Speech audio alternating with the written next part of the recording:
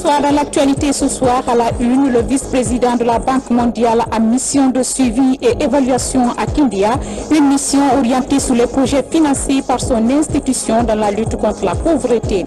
Opération déguerpissement des emprises à Conakry, le tronçon aéroport Bessia Bambeto qui a enregistré le passage des machines est complètement libéré des encombrements physiques et constructions illégales. Société, 35 tonnes de produits dépérimés sont décelés et incinérés par le service de contrôle de qualité. C'est le résultat de 10 jours de campagne de sensibilisation dans nos marchés. Encore une fois, bienvenue à tous. Nous commençons ce journal par ce communiqué du bureau de presse de la présidence.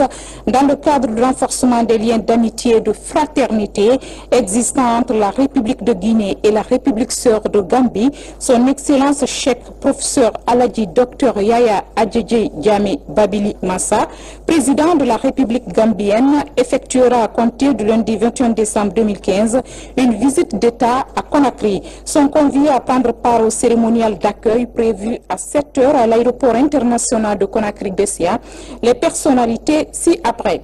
Monsieur le Président de l'Assemblée nationale, Monsieur le Premier ministre chef de gouvernement, Monsieur le Président de la Cour constitutionnelle, Monsieur le Président de la Cour suprême, Madame la Présidente de la Haute Autorité de la Communication, Madame la Présidente du Conseil économique et social, Monsieur le Médiateur de la République, Monsieur le Grand Chancelier des Ordres nationaux de Guinée, Monsieur le Président de la Commission électorale nationale indépendante, Monsieur le Président de l'Institution nationale indépendante des droits humains, Monsieur le chef de file de l'opposition, Mesdames et Messieurs les membres du gouvernement, Mesdames et Messieurs les ministres conseillers à la présidence, Monsieur le chef d'état-major général des armées, Monsieur le haut commandant de la gendarmerie nationale, Monsieur les chefs des états-majors des armées de terre, de l'air et de la marine, Monsieur le chef d'état-major particulier de la présidence, Monsieur les directeurs généraux de la police et de la douane, Mesdames et Messieurs les chefs des missions diplomatiques et les représentants des organisations internationales, Monsieur le gouverneur de la ville de Conakry, Conakry 20 décembre 2015, le directeur Moussa Sissi. Le révérend américain Jesse Jackson est en séjour dans notre pays, invité à la cérémonie d'investiture du président de la République. Le révérend s'est rendu ce dimanche au cimetière de Cameroun où il a rendu hommage aux illustres disparus du pays. Compte rendu Abdul Karim Kondé.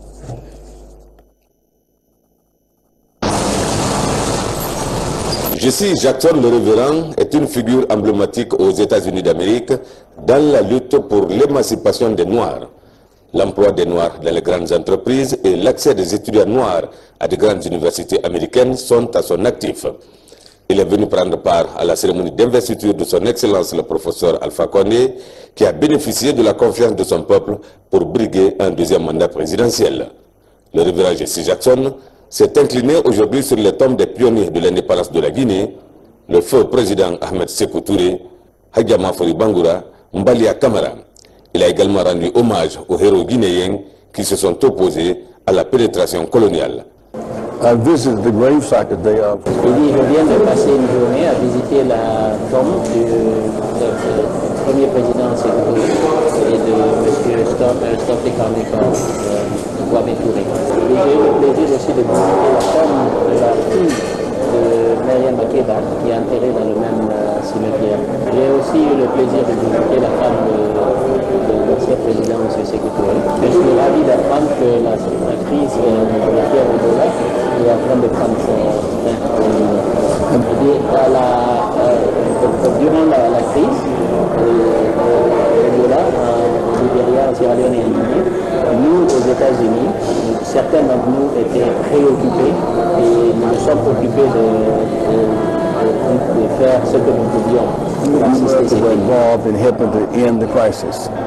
Au cimetière de Cameroun, le révérend Jesse Jackson a visité les tombes de Aka Stokely, un Américain qui s'est battu pour la cause des Noirs, né le 29 juin 1941 aux États-Unis d'Amérique, mort ici à Conakry le 15 novembre 1998.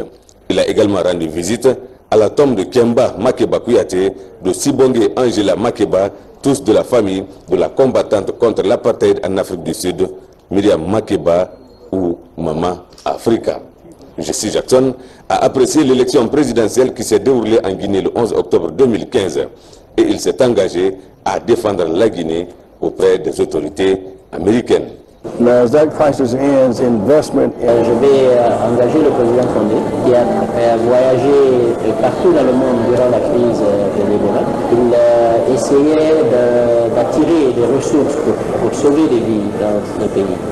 Il est le premier président démocratiquement élu en Guinée et il vient de traverser une élection qui était bien orchestrée, ce qui a démontré que la Guinée est une démocratie stable. L'Amérique doit voir la Guinée comme un partenaire crédible pour le commerce et la diplomatie. Nous sommes ici pour participer à la cérémonie inaugurale. Nos cœurs sont réjouis de constater qu'il y a une Guinée stable. Ensuite rendu chez Hadja André Touré, première dame de la République du premier régime. Les deux personnalités ont parlé de la indépendance de l'Afrique avant que le révérend ne signe dans le livre d'or et visiter le musée de photos de Hadja André Touré. Vous le savez, le professeur Alpha Condé sera installé ce lundi 21 décembre pour la seconde fois dans ses fonctions de président de la République. C'est encore une nouvelle ère qui s'ouvre au pays autour des notions de travail, de justice et de solidarité. La Guinée démocratique a renouvelé sa confiance au président Alpha Condé après 5 belles années d'exploits. Commentaire signé Kamara Boubacar. 5 ans pile. Il y a 5 ans aujourd'hui que le maçon professeur Alpha Condé est au pied du mur Guinée. 5 ans d'épreuves, 5 ans de défis relevés. En retour, le souverain premier a reconduit l'homme dans ses hautes fonctions pour 5 nouvelles années d'exploits. Ce lundi, le président professeur Alpha Condé sera donc réinstallé à Sékou Touréa. Les chantiers et orientations politiques pour ce second contrat ont été déjà esquissés en présence de 13 chefs d'État le jour de la prestation de serment. Pour accélérer la modernisation du pays, un nouvel engagement fort est pris en vue de traduire dans les actes notre devise « Travail, justice et solidarité ». Les jeunes et les femmes restent les socles de la renaissance du pays. La gouvernance sera davantage soucieuse des préoccupations des populations. Et comme pour annoncer les couleurs, l'acquis à l'État est rangé. Le professeur fait désormais face à Swapti, plus de 500 MW. La première pierre de ce tournant dans l'histoire de l'électricité en Afrique de l'Ouest sera posée mardi 22 décembre. Beaucoup d'autres projets destinés à changer ou à accélérer le cours de l'histoire en Guinée sont déjà sur la table du président. Il compte les mettre en route avec des compétences prouvées. Demain, après la symbolique républicaine de l'installation, en présence d'imminentes personnalités internationales et du peuple, l'attention sera portée aussi sur l'attelage gouvernemental chargé d'exécuter les notes de l'élu. Espoir d'une nation qui vient de loin. Une nation qui vient de loin. À présent, nous allons suivre les traces du premier Africain élevé au grade de vice-président chef de la Banque mondiale. Ousmane Diagana vient d'évaluer à Kindia l'intervention de son institution dans les domaines de l'éducation, de la santé et autres projets d'appui aux communautés villageoises. Notre reporter Fodé Camara fait un zoom sur les premiers effets de l'amélioration de la production agricole dans la capitale des agrumes. Suivez. Au centre de recherche Kim Il-sung de Kilissi, le hangar et l'aire de battage sont en pleine réhabilitation. Grâce à l'appui du WAP, le programme de productivité agricole en Afrique de l'Ouest, financé par la Banque mondiale à hauteur de 9 millions de dollars. À Bendougou, à la périphérie de Kindia, le segment de la transformation est accompagné, de même que la production de semences de riz. Aujourd'hui, les premiers effets de cet appui sont palpables. Le paysage architectural de ce village se métamorphose.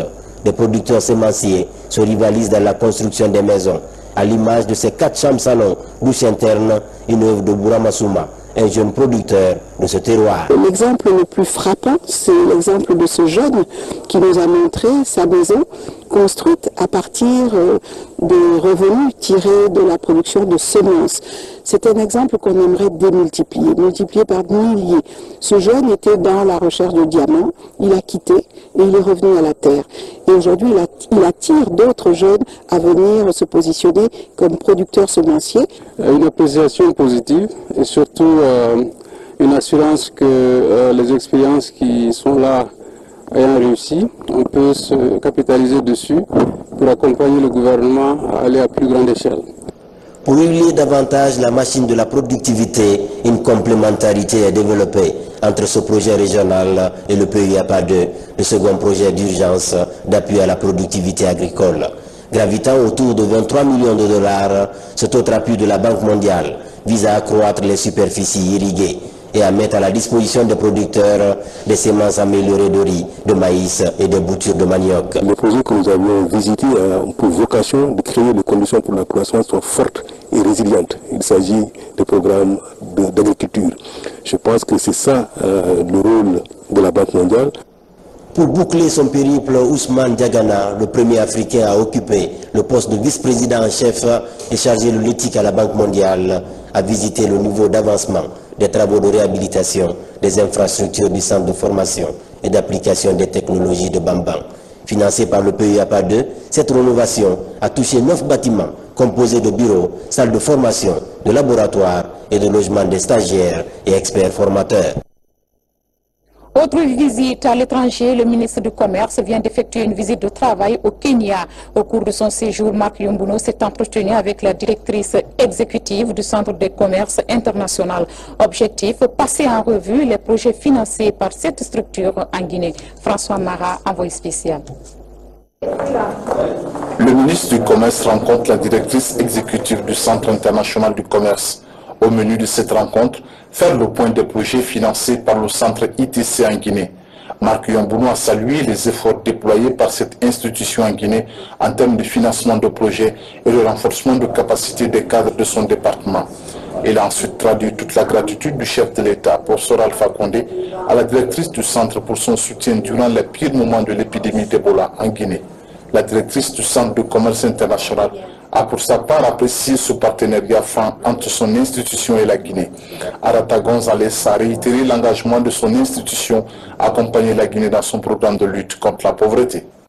Nous sommes dans la période post-Ebola où il faut procéder au relèvement de l'économie et dans ce sens, le Centre international du commerce s'engage à appuyer la Guinée avec les 2 autres pays dans le cadre de l'exécution d'un projet régional qui va toucher le Libéria, la Guinée et la Sierra Leone. Cette offensive institutionnelle du ministre du Commerce traduit la volonté des pouvoirs publics à accompagner le monde rural dans la transformation des produits locaux.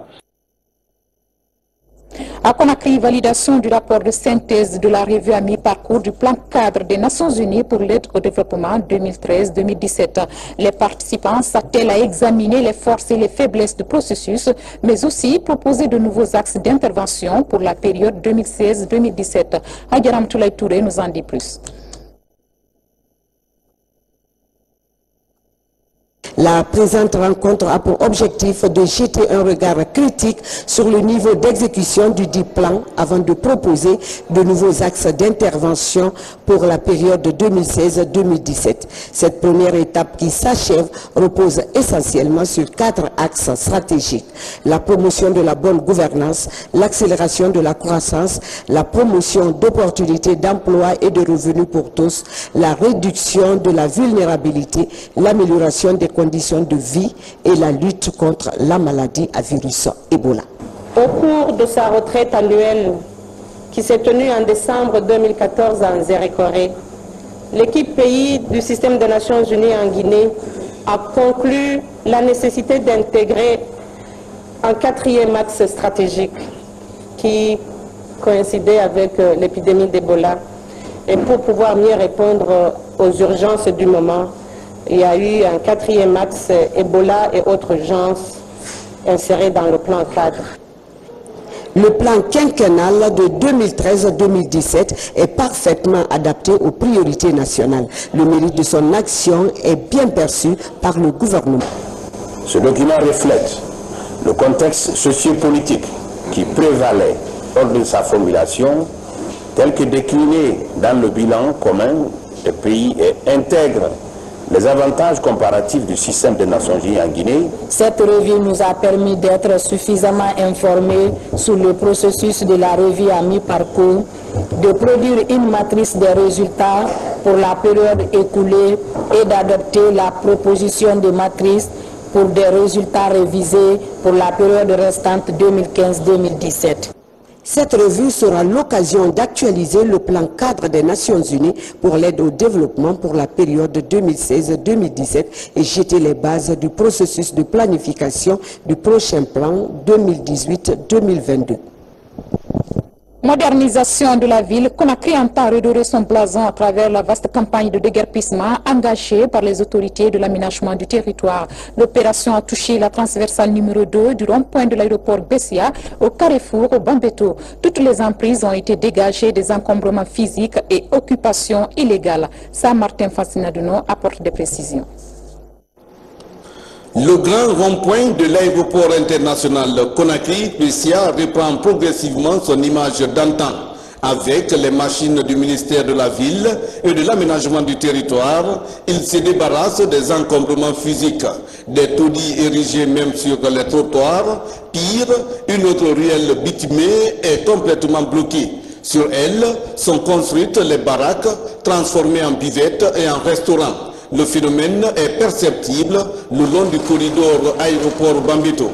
Nous ne pouvons pas déguerpir certains et laisser d'autres. Ça donne un sentiment d'injustice et ce qui pourrait compromettre le reste des déguerpissements à faire. Que ces actions de déguerpissement puissent continuer pour le bonheur de tous les Guinéens, pour la simple raison encore, je le dis, j'insiste, que cela sécurise les piétons, cela donne une meilleure visibilité et empêche que les gens viennent déposer des ordures. Regardez, partout les hommes se regroupent et de façon, comme on le voit, anarchique, il y a beaucoup de déchets qui sont produits. Le spectacle de constructions illégales est vécu sur l'axe. Immeubles et autres types d'habitats envahissent les emprises, empêchant les piétons d'emprunter les trottoirs. Par exemple, l'école primaire de la Cité de l'Air respire enfin après le dégagement des boutiques et magasins qui masquaient son architecture. Mais aujourd'hui, Dieu nous a donné la chance, c'est-à-dire d'enlever tous ceux qui sont derrière comme ça. Voilà, si les élèves sont dans les classes, il y a des cris partout, vers par là, ça nous gêne perce là-bas à l'école. Sur le corridor, les populations se sont mobilisées pour vivre ces moments de déguerpissement. C'est ça le changement, parce que si nous voyons dans les autres pays, limitrophes qui se trouvent à côté de nous, nous voyons qu'au bord de la route, les routes sont tellement grandes et il n'y a pas des assises qui sont à côté de ces routes-là. Et cela reflète ici un changement pour nous et nous félicitons l'acte que le professeur est en train de poser comme jalon sur le terrain. Nous apprécions cette opération parce que tous ceux qui sont là viennent occuper les emprises de la route. Donc nous comprenons que ce que le président de la République a pris comme promesse, il va les exécuter jusqu'au bout. Dans le plan d'action du ministère de la Ville et de l'Aménagement du Territoire, la machine va poursuivre cette opération à travers Conakry pour démolir toutes les occupations illégales sur les artères et les réserves foncières de l'État. À Kindia, les officiers de la police et de la gendarmerie sont à l'école du rôle de la place du Jard dans la réforme des services de défense et de sécurité. Il est question de renforcer les capacités des institutions de contrôle interne sous la résolution 1325 et connexe dans la région. Les images de Sarafidine Diallo sont commentées par Falilou Diallo. En Guinée, on relève un faible taux de participation des femmes dans les différentes institutions. Dans l'armée, représente 6% de l'effectif, soit 15% dans la gendarmerie, 22,6% dans la police et la protection civile. D'où le lancement de ce projet à Conakry et les 4 régions militaires du pays. Cette formation qui bénéficie de l'appui financier du programme de consolidation de la paix commune permettra aux institutions bénéficiaires d'être plus dynamiques et opérationnelles sur le terrain en jouant des rôles majeurs dans l'épanouissement des femmes dans leurs localités respectives. À la baie, ils sont au total 25 agents des forces de défense et de sécurité à participer à cette formation. Elle vise à veiller au respect des droits et promouvoir la collaboration entre l'homme et la femme dans la lutte contre l'impunité pour les violences basées sur le genre. Nous avons eu des participants qui viennent de faire des témoignages. pour dire que les thèmes qui ont été enseignés, notamment le concept genre, la résolution 1325, la convention sur l'élimination de toutes les formes de discrimination à l'égard des femmes, ainsi que les violences basées sur le genre, les ont outillés. Ce projet, initié par le réseau des femmes du fleuve Mano pour la paix, va durer 6 mois. En ligne de mire, former 100 militaires et paramilitaires des régions militaires du pays. Comment trouver un meilleur cadre de prise en charge juridique des cas de violence basés sur le genre? 3 structures s'intéressent à la question, à savoir la Coalition des femmes leaders de Guinée, le PNUD et l'Office de protection du genre. Elles ont décidé, ces structures, d'être en synergie pour appuyer les forces de défense et de protection dans leur mission. Abdul Karim Kamara, Sekou Soussoko, reportage. Ces derniers temps, les violences faites aux femmes ont pris une proportion inquiétante. La PROFEM, le PNUD et l'Office de protection du genre, de l'enfance et des mœurs au PROGEM sollicitent la protection des victimes auprès des forces de défense et de sécurité. Pendant 3 jours, 50 officiers de police judiciaire ont pris connaissance des principes fondamentaux de la prise en charge juridique de ces cas de violence. Notre rôle est régi par l'article 11 du Code de procédure pénale. Constater l'infraction à la loi pénale, rassembler les preuves, rechercher les auteurs et les mettre à la disposition de la justice pour qu'ils soient sanctionnés. Le comportement et l'attitude de l'agent de sécurité comptent de beaucoup pour l'entame d'abord de ces poursuites et pour la suite même à donner. Parce que si l'accueil n'est pas fait comme il faut et que l'agent même n'est pas imprégné du concept de violence basée sur le genre, il risque de faire une prise en charge qui ne répond pas aux attentes de la victime et du coup la décourager pour la poursuite des actions en justice. La victime ne doit plus être isolée afin que le coupable soit retrouvé. Les participants estiment qu'avec cette approche, les forces de défense et de sécurité sont désormais investies de la mission de cette protection.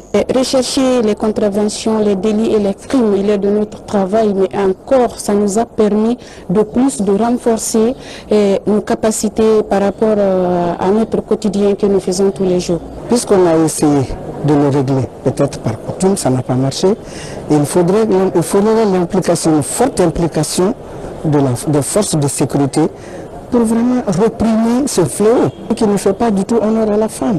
Quand une femme est violée, elle est diminuée pour le reste de sa vie. La Guinée fait partie des pays qui ont signé et ratifié l'ensemble des instruments juridiques régionaux et internationaux protégeant les couches les plus vulnérables. Le constat révèle qu'en période de fin d'année à Conakry, les marchés sont souvent inondés de produits périmés impropres à la consommation. Une situation qui a déclenché une vaste campagne de sensibilisation sur le terrain du service de contrôle de qualité. Résultat, environ 35 tonnes de produits périmés sont décelés et incinérés grâce à la collaboration des commerçants. Rose Pocho. Ces 2 camions sont chargés de 35 tonnes de produits périmés. Dans l'un, on retrouve du thé expiré depuis le mois d'août dernier. Puis dans le second, des boîtes de conserve, de la mayonnaise et autres ingrédients de cuisine avec une date de péremption dépassée. Ces produits ont été vidés de leur magasin par leurs propriétaires. Ceux-ci ont accepté de les livrer volontairement aux autorités du service de contrôle de qualité pour leur incinération. L'action intervient quelques jours seulement après le coup d'envoi de l'opération de lutte contre les produits impropres à la consommation. Nous avons sensibilisé les opérateurs économiques, ils ont compris et sur les 36 tonnes que nous avons eu à détruire ce soir, les 22 tonnes viennent librement de ces opérateurs économiques qui ont accepté de mettre ces produits à notre disposition. Et l'autre quantité, c'est des quantités que nous avons eu à saisir dans les marchés et dans les gares routières. L'incinération de ces produits à Anta annonce ainsi le début d'une vaste campagne de lutte contre les produits malsains sur le marché guinéen. Les autorités du ministère du Commerce saluent ce geste des commerçants. Toutefois, elles annoncent plusieurs dispositions pour la réussite de cette campagne. Nous pensons que ce n'est qu'un début. Il y a des quantités qui sont saisies encore, dont nous allons procéder à l'incinération dans les jours à venir. Et nous pensons que parfois, Il y a des dates de péremption qui sont falsifiées, mais nous avons aussi, en collaboration avec certaines structures, nous sommes en train de contrôler aussi ces différentes dates et voir dans quelle mesure, comme je vous l'ai toujours dit, nous allons protéger la santé du consommateur. Autres dispositions de restriction sont aussi envisagées entre la direction de contrôle de qualité et celle de l'antidrogue. Des dispositions qui définissent les pénalités pour les commerçants qui n'obtempéreront pas pendant ce moment. Humanitaire, le Lions Club vole au secours des victimes de la fièvre Ebola. L'ONG offre des équipements sanitaires, parmi lesquels une ambulance médicalisée. Cette ambulance permettra de prendre en charge les patients depuis leur domicile jusqu'au centre de santé. La cérémonie de remise avec Mohamed Souma. Des matériels sanitaires remis aussi à Chudonka, aux orphelinats de Conakry et aux orphelins d'Ebola. À l'origine, un plaidoyer fait à Paris au mois de septembre dernier. Medico Lions Club réagit favorablement à travers ce don. Le montant s'élève à 50 000 €. Nous avons intitulé ce don « Redonnons un sourire aux orphelins victimes d'Ebola ». Nos amis de France nous ont permis de réaliser ce don. C'est un geste qui vient à point nommé, indique la récipiendaire. À coup sûr, le transfert de patients dans d'autres structures sanitaires pourrait être revu à la baisse. Ces ambulances, particulièrement celles que nous recevons aujourd'hui du Medico Lions Club International, servira à cet effet. Et je voudrais de tout mon cœur vous témoigner toute ma reconnaissance, mes sentiments de profonde gratitude. Je ne pourrais cesser de citer tout ce que le Lions Club a entrepris pour contribuer à l'amélioration de la santé des populations. Le service humanitaire et le renforcement du système sanitaire engagent d'ardeur le Lions Club. Dans un futur proche, il prévoit des matériels de radiologie et de mammographie pour l'hôpital Ignace Dine. Bientôt la fin de la fièvre Ebola en Guinée, mais la vigilance reste de mise à tous les niveaux. C'est dans cette optique que les animateurs communautaires sont formés pour assurer l'installation et le fonctionnement des stations de lavage des mains le long des frontières. Le projet piloté par le Club des Amis du Monde est financé par le PNUD. Le récit avec Fatima Diallo. Comment pérenniser les acquis dans la lutte contre le virus Ebola en Guinée? C'est la toile de fond de cette formation des animateurs communautaires de la région de Boké. C'est une initiative du Club des Amis du Monde, CAM. L'objectif de ce projet, c'est l'appropriation de la communauté dans laquelle le projet doit intervenir dans la région administrative de Boké, et surtout le long des frontières de Koundara, Kawal et Boké, pour que la communauté ait l'habilité de se laver les mains et que ce soit un comportement intégré le long des frontières. Donc c'est pourquoi nous avons formé les animateurs communautaires et également les gestionnaires de ces stations de lavage des mains. Nous vous rassurons qu'avec les participants que nous avons vus ici, avec la présence des kits qui sont disponibles déjà, et qui vont être installés le long des frontières, nous pourrons vous rassurer que les populations vont utiliser à bon escient.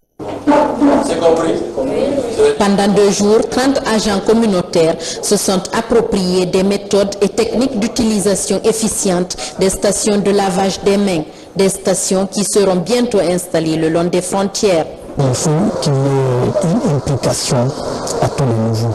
On va impliquer les autorités locales, les associations de jeunesse.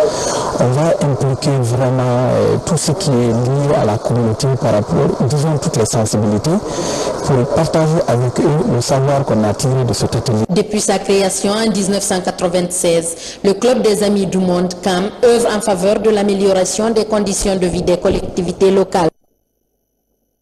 Changement climatique en Guinée, les experts harmonisent leurs idées pour interpeller les décideurs sur la préoccupation des populations vivant dans les zones minières. Une étude est menée dans ce sens par le projet d'appui à la gouvernance dans le secteur minier. Compte rendu Abdoulaye Diallo. Sur instruction du gouvernement guinéen, une étude stratégique environnementale et sociale est en cours de réalisation. Elle évalue l'impact des investissements miniers actuels et futurs. ce qui va permettre d'identifier les conditions de suivi et de mise en œuvre des mesures recommandées par l'État.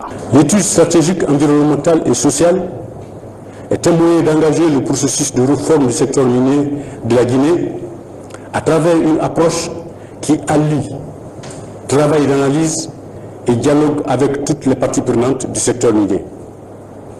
Elle traite des problèmes directement liés au développement du secteur minier, mais surtout des implications environnementales et sociales indirectes résultant de la réalisation d'infrastructures nécessaires à la croissance du secteur. Les autorités guinéennes sont conscientes des menaces qui pèsent sur l'environnement. C'est pourquoi au cours de cette rencontre, il est question de consolider le cadre directeur de l'étude et améliorer la gouvernance environnementale. Le gouvernement guinéen a préparé sa contribution nationale pour le Guinée. Et une des dimensions importantes qui concerne le secteur minier consistera à la réduction des émissions de gaz à effet de serre. La présente rencontre est une occasion pour les professionnels du secteur de recueillir les avis des uns et des autres avant de produire le rapport final. Un rapport qui sera présenté aux décideurs dans le but de solutionner les problèmes environnementaux qui assaillent notre pays. Éducation avec la signature d'un partenariat entre l'Université Amadou Dieng et le campus Globe de France. L'exercice dénote de l'ambition des autorités de l'Université Amadou Dieng à offrir un meilleur cadre d'apprentissage à leurs étudiants. Diene Yassane signe ce reportage. L'Université Amadou Dieng a un seul souci: offrir à ses étudiants un enseignement de qualité par rapport aux besoins des entreprises. Ici, le directeur général de Campus Globe en France visite les différents campus de Amadou Dieng. Visite qui intervient après un partenariat scellé entre la partie guinéenne et ce cabinet de conseil le mois dernier à Paris. Je suis là pour lancer le partenariat et la mise en œuvre d'actions concrètes au bénéfice des étudiants de l'Université Amadou Dieng. Amadou Dieng veut ainsi élargir son champ d'action en s'appropriant les expertises européennes et chinoises. Un partenariat basé sur l'enseignement des grandes écoles de commerce et d'ingénierie. Avec M. Hervé Salkin, nous comptons élargir ça à l'international avec plusieurs universités, notamment l'école des mines de Paris, l'université de Mons en Belgique. Je pense avec la Chine aussi, je pense qu'avec ça, la mobilité de nos étudiants sera très facile. Les entreprises ont besoin de jeunes ingénieurs dans tous les domaines, production, qualité, bureau d'études, recherche. Donc je pense que ces jeunes Guinéens qui choisissent ces filières scientifiques et techniques ont vraiment un bon choix puisqu'il y a des emplois à la sortie.